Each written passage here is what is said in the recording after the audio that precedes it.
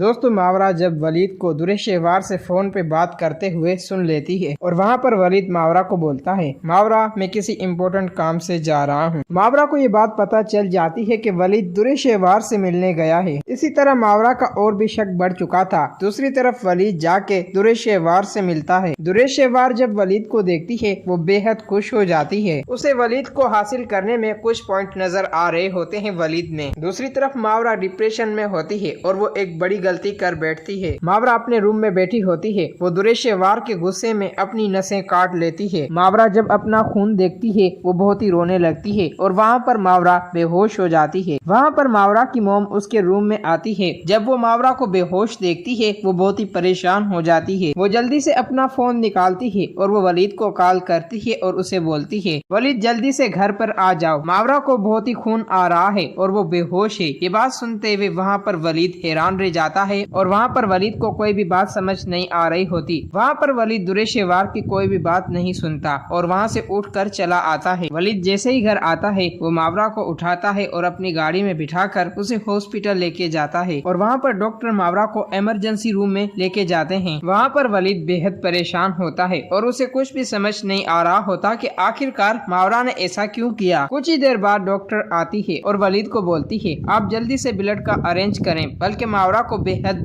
Blood की जरूरत है। ये बात सुनते हुए वहाँ पर वलीद बोलता है, मेरा और मावरा का ब्लड सेम है, आप मेरा ब्लड निकालें और मावरा को दे दें। फिर वहाँ पर वलीद मावरा को ब्लड दे रहा होता है। वो अपने ज़हन में सोच रहा होता है कि आखिरकार मावरा ने ऐसा क्यों किया और किस वजह से किया। वहाँ पर वलीद मावरा को ब्लड दे देता है और वहाँ पर डॉक्टर मावरा को ट्रीटमेंट दे रही होती है। कुछ ही देर बाद मावरा को होश आ जाता है। वहाँ पर डॉक्टर वलीद के पास चली जाती है और उसे बोलती है, वलीद अब आप मावरा से मिल सकते हैं। जब वलीद ये बात सुनता है वो मावरा के पास चला जाता है और वहाँ पर वलीद मावरा को बोलता है, मावरा ये सब कुछ क्या था और तुमने ऐसा क्यों किया, जिसकी वजह से वहाँ पर मावरा खामोश रहती है। और वहाँ पर वलीद बोलता है, मावरा तुम किस बात के लिए खामोश हो। और वहाँ पर मावरा मजबूरन वलीद को गुस्से में बोलती है, वलीद मैं तुम्हें और दुरेशेवार को एक साथ हरगिज नहीं देख सकती और मुझे ये बात समझ नहीं आ रही कि जबकि आपने उसे डिवोर्स भी दे दिए हैं तब भी आप उससे मिलने जा रहे हैं। ये बात सुनते हुए वहाँ पर वलीद बोलता है, मावरा जैसे तुम समझ रही हो ऐसी कोई भी बात नहीं है, लेकिन तुम मुझे गलत क्यों समझ रही हो। वहाँ पर मावरा बोलती है, वलीद मुझे आप पर पूरा बिलीव है, लेकिन उस घटिया औरत पर मुझे बिल्कुल भी यकीन नहीं। और वलीद मुझे सब कुछ पता है, वो लड़की किस हद तक जा सकती है सिर्फ तुम्हें पाने के लिए। ये बात सुनते हुए वहाँ पर वलीद बोलता है, मैं अब उस लड़की को हरगिज अपनी जिंदगी में नहीं लाऊंगा। जो कुछ भी उसने मेरे साथ किया है और मेरी बेटी दुआ के साथ किया है वो दिन मैं हरगिज नहीं भुला सकता। और वहाँ पर मावरा बोलती है, अगर उसने तुम्हें हासिल कर भी लिया ना तो मैं तुम्हारे बगैर हरगिज जिंदा नहीं रह पाऊंगी, बल्कि तुम दुआ को तो खो ही चुके हो, लेकिन अब तुम मुझे भी खोना चाहते हो। और वहाँ पर वलीद बोलता है, मावरा अगर ऐसी बात होती तो मैं दुरेशेवार की कब की बात मान चुका होता और जो दुरेशेवार ने मुझसे